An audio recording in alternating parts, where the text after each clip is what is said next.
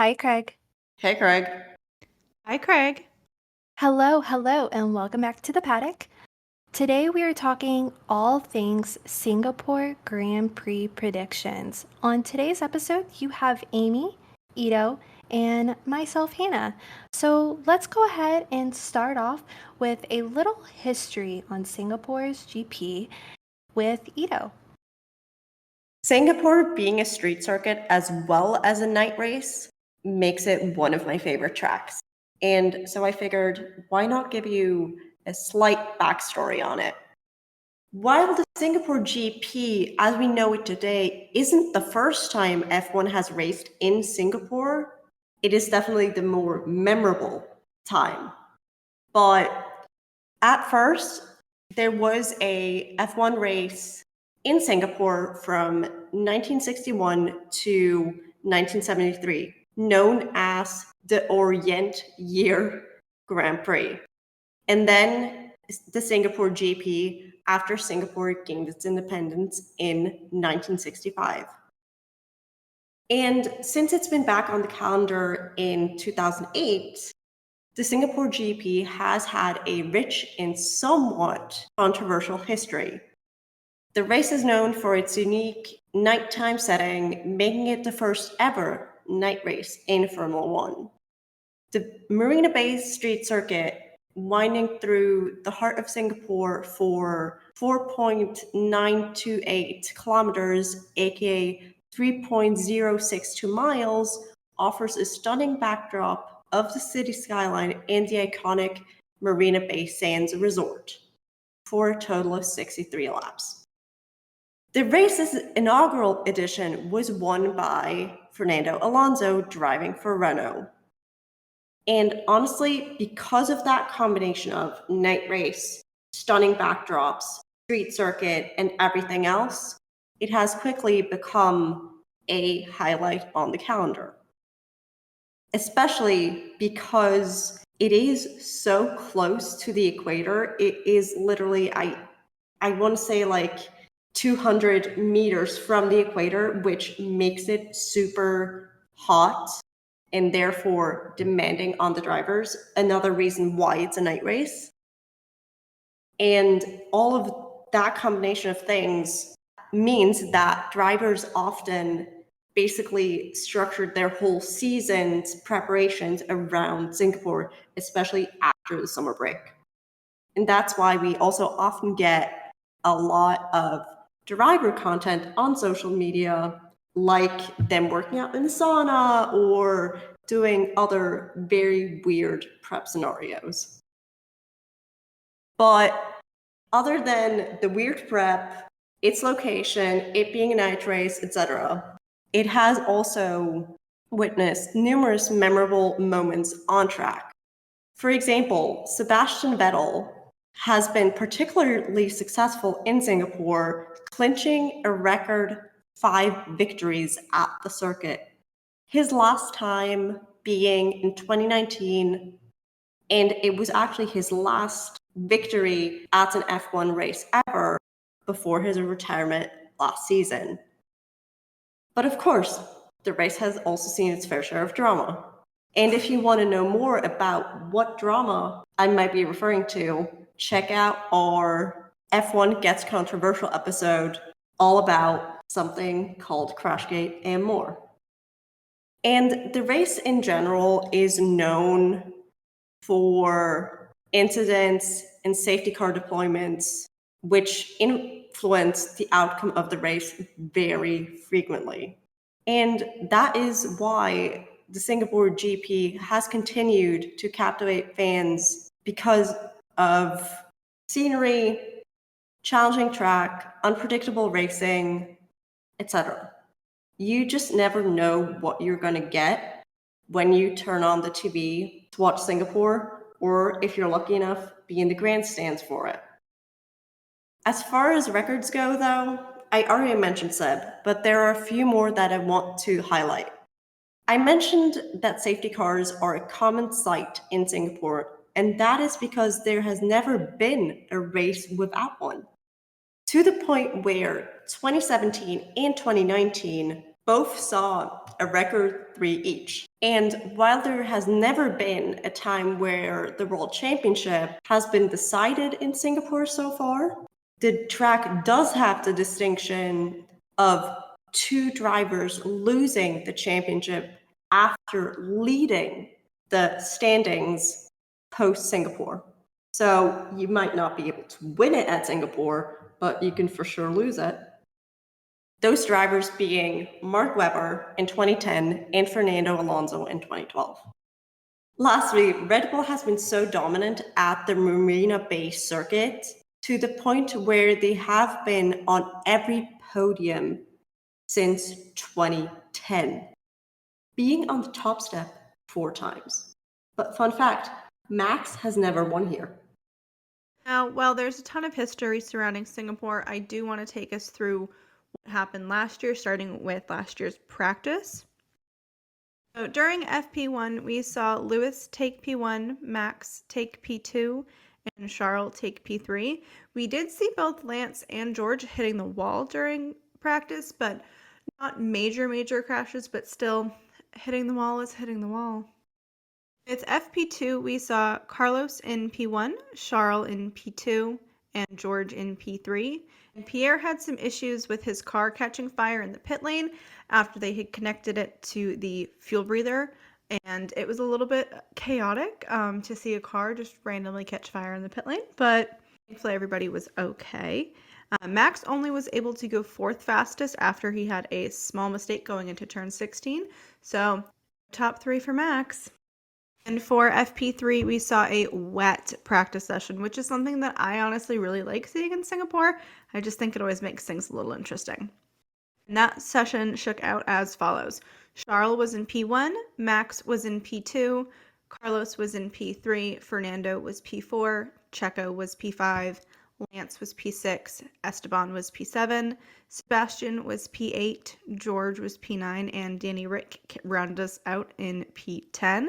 We did also see Nicholas Latifi going straight on in turn 13, and he actually came on his radio saying that the issue was with his steering wheel. But it is also Nicholas Latifi, and he is known to go off his timer too. Another moment that for me stuck out from practice last year was Yuki getting super agitated while he was behind Lewis, even coming on over the radio to say, "What is this guy doing, honestly?" Which we know Yuki is a little sassy sometimes, so apparently Singapore brings it out of him. Maybe we'll blame the heat.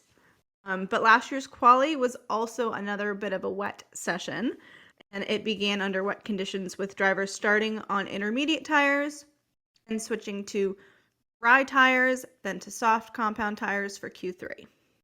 So for Q1, we saw Max in P1, Lewis in P2, Charles in P3, and we lost Valtteri Bottas to P16.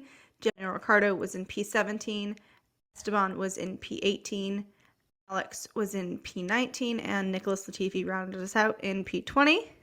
And for Q2, we saw Charles in P1, Lewis in P2, Max in P3, and we lost George P11, Lance P12, Mick P13, Sebastian P14, and Joe in P15. And then for Q3, we had Charles in P1 again, Checo in P2, and Lewis dropped down to P3. We saw Carlos in P4, Lando in P5, Lando in P6, Pierre in P7, Max in P8, Kevin Magnussen in P9, and Yuki Tsunoda in P10. And Max had actually been a contender for pole position, but he had to abandon his final lap after he was running short on fuel, which is why he qualified in 8th. I remember him being very upset about that situation, but hopefully we don't see a repeat of that this year. You never know. That man sometimes is a little feisty. Let's be honest. So, I'm going to be frankly honest with you. Last year's race was a little bit of a roller coaster. Heavy rain forced a delay of over an hour. And even though the rain had subsided, the track was still super slippery for the start of the race. It really seemed to be a race for first and second between Sergio Perez and Charles Leclerc, let's be honest with you. And in the first lap, the top three were actually Sergio, Charles, and Carlos because Carlos overtook Lewis in the first turn. And that put Lewis down to fourth. So while I'm not going to talk about everything that happened in that GP, because I could probably go on for an hour just telling you all the craziness, I'm just going to highlight a few things, or per se, key moments. So a safety car was deployed by Nicholas Latifi and Zhou Guanyu's collision. Fernando Alonso's stoppage brought out a virtual safety car on lap 20, with George Russell then becoming the first driver to switch from intermediates to mediums. Russell's improving pace triggered drivers to begin swapping for slick tires on lap 35. But on the following lap, Yuki went straight into the barriers at turn 10 to bring out the second safety car, before which most of the drivers had stopped for slicks other than the McLaren drivers hadn't at the time. When Lando Norris finally came in for a new set of mediums, and Daniel Ricciardo actually opted for slicks. And when they emerged, they ended up in 4th and 6th for the restart.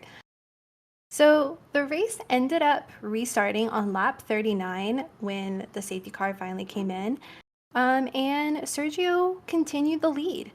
Verstappen, meanwhile, suffered a heavy lockup in an attempt to pass Leclerc and was briefly bumped into last place before George Russell and Mick Schumacher picked up punctures after making brief contact into turn 1. There was a lot of little contact that drivers made throughout the race of kind of bumping into each other and hitting each other. So there was quite a few yellow flags because there was debris on the track, or the iconic, there's a gecko or a lizard, whatever you want to call it, on the track. Let's not forget that scenario. And it just overall was a pretty interesting race to watch. So let's be honest with you. Sergio would have received a 5-second post-race penalty because he stayed too far behind the safety car. And even after he did receive it, Sergio was still able to retain his win after all, with Charles being close in second and Carlos Sainz completing the podium with third place for both Ferrari drivers in the podium, and Carlos being able to have passed Hamilton at the start. While Lando Norris and Daniel Ricciardo benefited from the late safety car stops and finished a respective P4 and P5 to round out the top 5 of last year's race. And now on to our predictions that we know and love of what we think this year will be. So we've talked about the past, but what about the future? So let's get out our crystal balls, or rather in my case, this 20-sided die. So for P1, we have Pierre Gasly. I mean, he was on the podium in Singapore, so why not here? Even if it's a totally different track. P2, Max. I mean, I can't say I'm surprised. I guess Red Bull will continue their podium streak at Singapore, though I must say this is the first time that the DICE predicted a Max podium. So is the DICE giving up? What is happening? Anyway, P3, Alex. All I'm going to say is yes, please. It would be so well deserved, especially after the merge drop he just did on Wednesday. It would be such a nice tie-in, all I'm going to say. As for the rest of the top 10, we have P4, Yuki Tsunoda, P5, George Russell, P6, Lando Norris, P7, Zhou Guanyu, P8, Valtteri Bottas, P9, Carlos Sainz, P10, Fernando Alonso. All plausible in my eyes, honestly. And the Alfa Romeo boys especially would deserve it. Honestly, I wouldn't be upset if Zhou Guanyu got up there. I feel like it's very well deserved. I like that thought process, Your dice did well. So I'm probably going to stick to my nature of who I want to win, and that would be my Ferrari and McLaren boys. So I don't do dice or crystal balls kind of thing. I just kind of stick to who I wish. LOL, it doesn't usually work out in my favor. So my first place, just looking at the facts of the year, will most likely be Max Verstappen. And if it was him, it would be his maiden win on this track because he's never been on the podium. So there's a first time for everything. But with the intensity of this track and the heat, could we see a change? If that's the case, I am all for Lando Norris in P1, Charles Leclerc in P2, and Carlos Sainz in P3. But honestly, I wouldn't care where in the structure that they land, just that they're both all three in the top. But I would also love to see Alex Albon in the top 5 and driver of the day, because who doesn't love Alex? I mean, iconic. And he's a great guy. But someone I would be hopeful about would be Fernando Alonso. He was doing amazing at the start and would love to see another third place from him to kind of round out that 3-3-3 from him. But let's be honest, I'm a little wishy-washy of what I want. I just want to see the grid do good, and in hopes to not have too many crashes this year. There's a first for everything, and or delays to race times, because I'm in a different time zone, Singapore. I wake up at like 2 a.m. to watch this race. The delays, if they don't happen, that would make me a lot more happier, because that means that when the race is over, I can go back to sleep, not wait an hour or two and then watch it when it's already in the middle of the night. But honestly, I love Singapore. I love the night race. It is my dream, or one of my dream tracks to ever go to. Not only because it's a street race and it's at night, but also because Singapore, let's just be honest, is gorgeous. Who wouldn't want to go there? So that's my predictions. Hopefully they come true, but who knows, man? Who knows? At this point, I think we all just really need to trust the universe, and like, it's going to give us what it's going to give us. And I don't know, I'm very much so the it is what it is camp, but that's just me. So obviously, if you have been listening to us for a while, you've realized that I like to pull out my pendulum for my predictions. So obviously, I pulled it out for this one. Now, things got a little interesting for me, and I'm still not sure how I feel about this top 3, but I'll take it.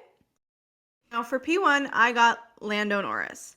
And when I tell you guys I got the biggest yes from my pendulum, I was surprised. And I've had this thing for the last 8 years, and it's pretty predictable. I was so surprised. It looks like Max is going to have to wait a little bit longer to clinch that World Drivers' Championship or get closer to it. So we'll see how that goes. P2, I got George Russell. And when I tell you that this was something I did not have on my 2023 Formula One bingo card, I'm not even kidding, like a little bit. For me, it just kind of feels like an out of left field P2, but take it, I guess.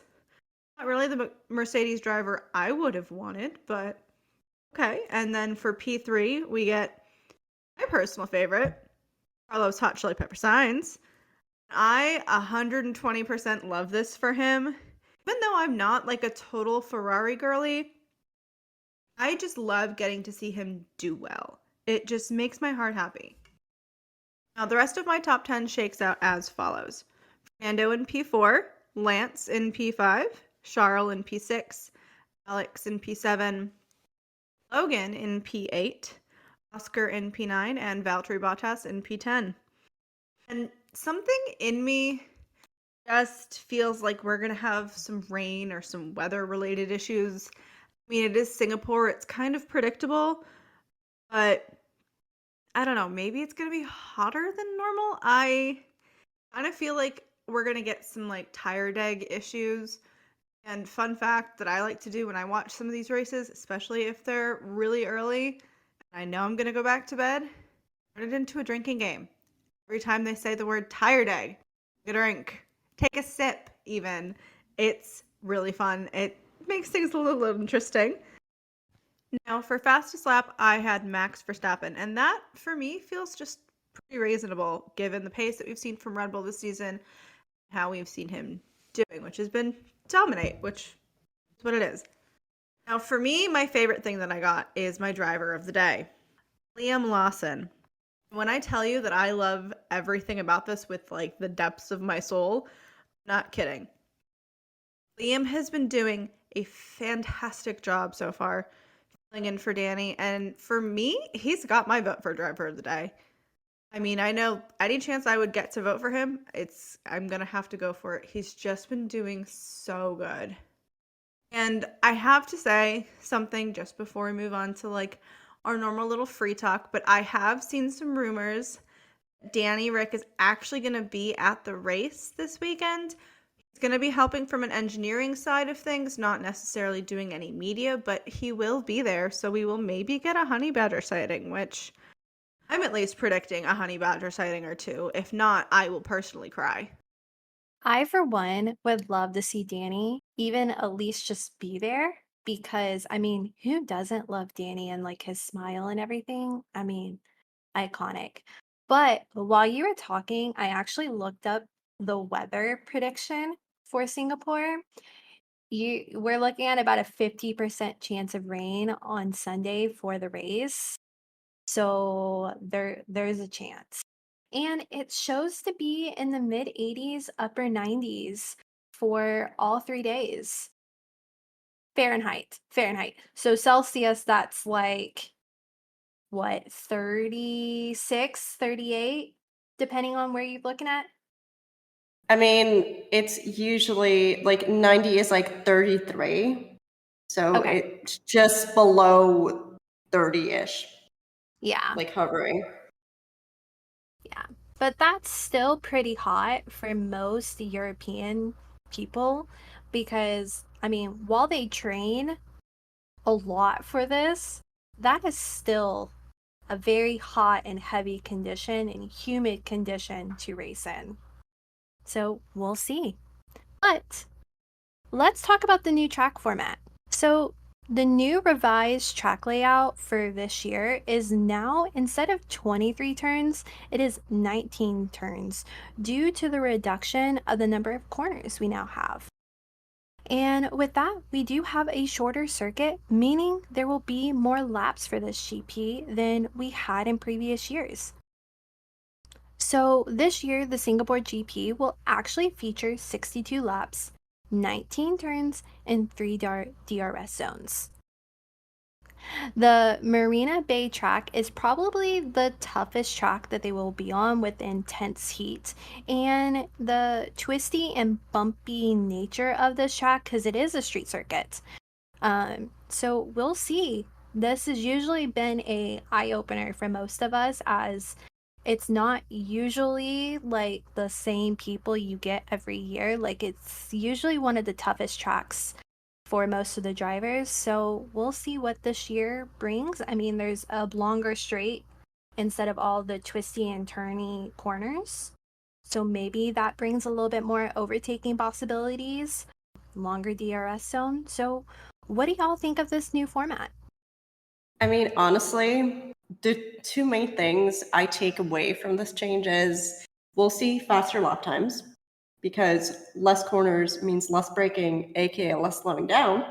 And the second thing is we'll see most likely less tire degradation again because of less braking and also less brake usage. Like the brakes will likely, if like in past years, drivers had brake issues that their brakes were failing or getting too used during the race.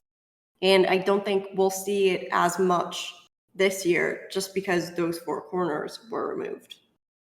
And the fact that these four corners were removed due to construction in the city of Singapore, I do not know what to expect, but it will definitely make for a fun race because who doesn't like a switch up? I, for one, would love almost like if we're getting a longer straight, I want some like drag style overtakes. Like I want like some more, I guess you could say old school racing. Maybe I'm aging myself by calling it old school. I don't really know. I'm hoping for at least some really interesting overtakes. But we'll see what happens. I don't know if anybody else saw the new McLaren livery that they did, but my automatic thought when I saw that thing was like, yes, let's strip some paint back so we have some more carbon because our upgrades have made our car a little heavier than we realized. But I do like the way that it looks, but I think I liked last year's better. Really liked the punchy colors that they picked last year. I like this year, but I feel like it's simple for Singapore. I was just gonna say, while it was very simplistic than their usual, it did look a little clean. But I will say, I did love the blue on the race suits that they had. That definitely looked a lot better than the traditional white that they do. So I, for one, was pretty happy about the race suits. I liked the simplisticness of the livery on the car, but it's not as pizzazzy as they typically do. Like, I don't know, most teams when they do a livery, they go like all out. So I was just surprised to see something different. Honestly, I have to go with Hanna on this one. Like, when I saw the TikTok of Oscar talking about delivery, like showing it in that dark room, I was like, okay, I can get behind this. But is it special livery worthy? Maybe not.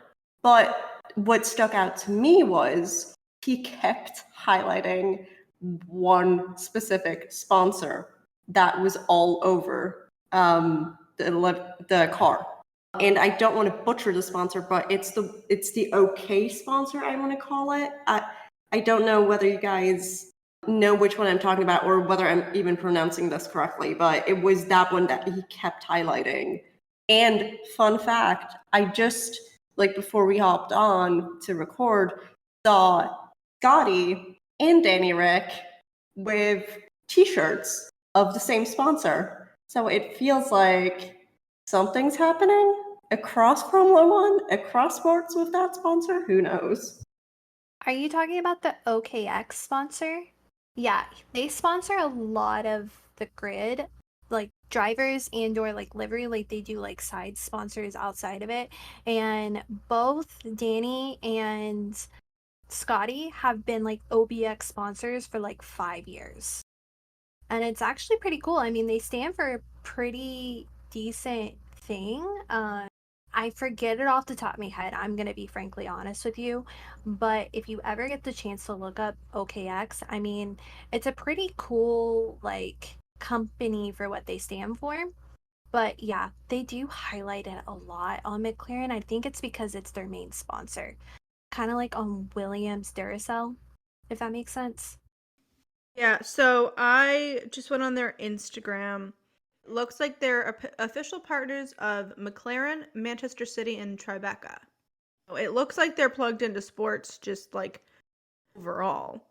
But yeah, fun fact, I'm going to read what their Instagram bio says. I don't know necessarily what this means. A significant other who works in finance could probably explain this better than I can or tell me what it actually is, but they're not home, so I'm just going to read it off. It says most reliable CEX and Web3 app. So if you know what that means and you want to drop us a comment on our social media and explain it to us, that would be fantastic. I know I would love to learn a new thing. Honestly, if anybody has any ideas on where to start this said research, please let me know because I am most likely going to look into this because I know it's in my brain. I just cannot remember it. And I always love learning more. So please help a girl out. Drop us a comment. I mean, why not? And maybe we'll highlight it on another episode. But while we're talking on the premise of McLaren, I cannot forget to talk to you about the new design of Lando Norris's helmet. And he actually got fans involved to submit designs for it. It's actually super cool. So, on the traditional helmet, how he's got his queue and it's broken up into like 4 sections, he had 4 different designs from fans and he put them in there.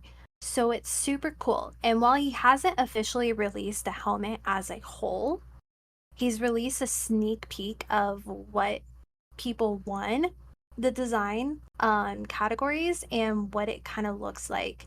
So I can't wait to see what the rest of the design looks like of the helmet because it's going to be really cute, and I love that he got fans involved for it because it's like interacting with them without physically talking with them and making them feel like they are part of like the team and like him and the helmet design and all that. And I kind of wish more drivers did that because, I mean, it's cute. It's a easy way to interact with the fans and get the teams involved and all that. And I will say, I think the only other, no, I don't know if any driver has gotten fans involved to design a helmet. Do y'all know? I know Sebastian Vettel did for his like goodbye helmet. It was photos of all of his fans, or like a large portion of his fans. It was super cool because I think he then also auctioned the helmet off. I'm pretty sure, but he's the only one I know of that has had fan involvement in a helmet to that kind of level.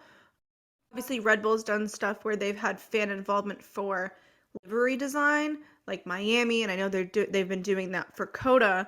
They've had fans submitting designs for the livery. So, like, I like that teams are also doing that kind of stuff, but I do really want to see more drivers do that. I think it's super cool. Yeah, from my recollection, only Seb has done this so far. I mean, I remember his Dunka Seb helmet. It was world class. I mean, I even submitted a picture. So I love that was that. I love that.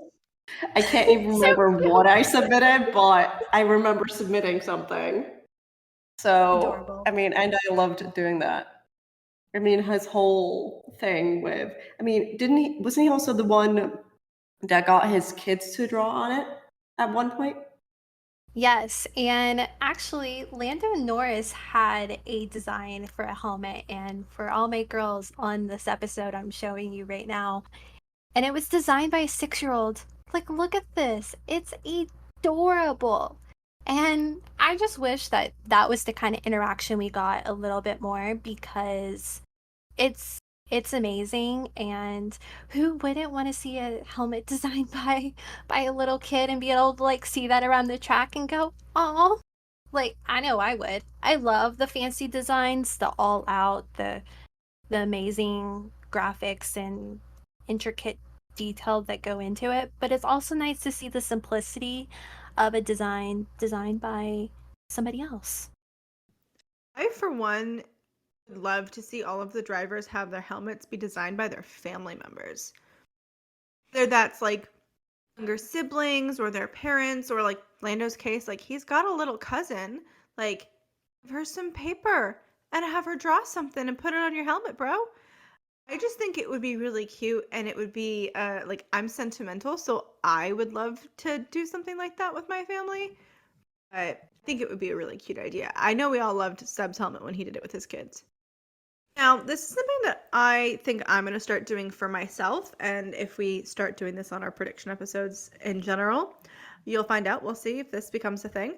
I am going to start doing drivers I want to keep an eye on. So for me this weekend, I have 3 in particular. First is Logan Sargent. This is a track that he hasn't driven before, so I'm super interested to see how fast he gets up to speed with the track layout. And I mean, obviously they've changed the track layout a little bit, so everyone's kind of still going to be learning it a little bit, but he's got the least amount of background. So I'm super excited just to like see how he performs in general. So let's see how Logan does this weekend. He's definitely on my one to watch. And the other 2 are actually, it's technically teammates right now.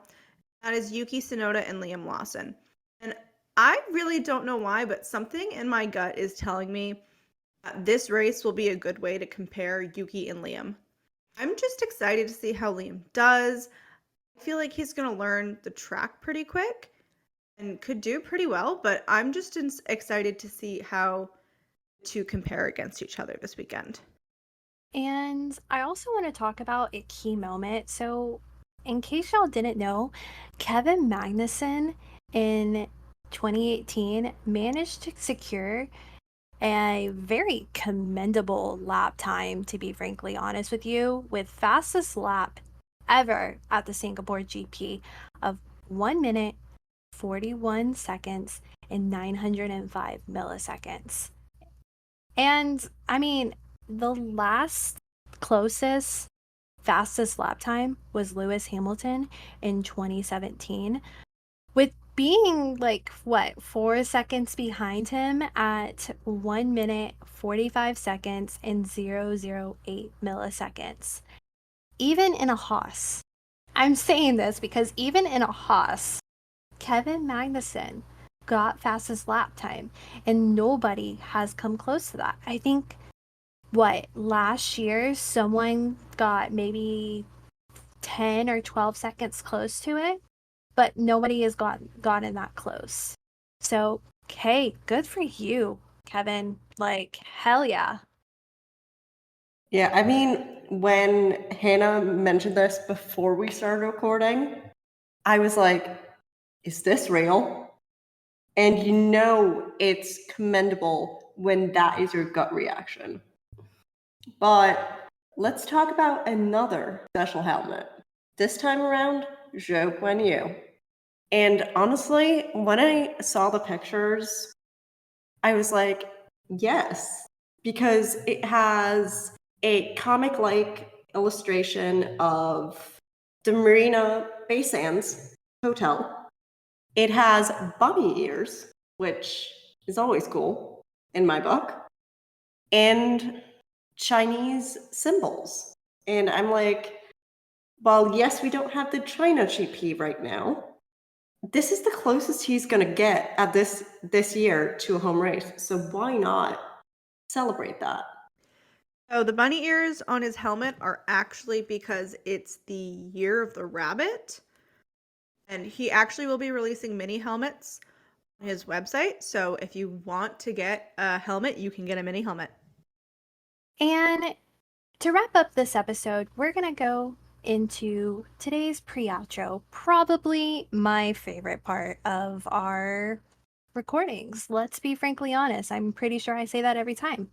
And with this one, we're actually gonna do a mixture of a driver quote and a moment of the weekend, because this was actually said at a Singapore GP in the previous years.